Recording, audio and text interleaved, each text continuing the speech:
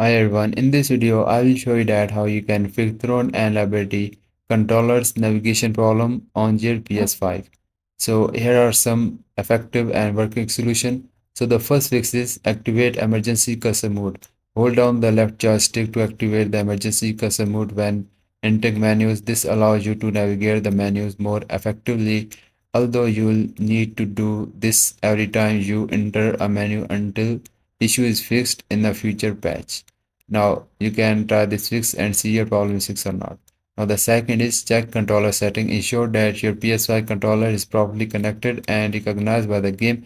Some users have reported issues with the game not detecting their controller's input correctly. If you are using Bluetooth, consider switching to a wired connection to eliminate any potential wireless latency. You can also try this fix and check your problem is fixed or not. Now the third solution to fix this problem is restart and power cycle. Sometimes simply restarting the game or power cycling your PS5 can resolve various issues including input recognition and lag. Now you can also try this fix and see your problem is fixed or not. Now the fourth fix is update software. Ensure that both your game and PS5 system softwares are up to date. This can sometimes resolve unexpected bugs. Now try this fix and see this fixes your problem or not.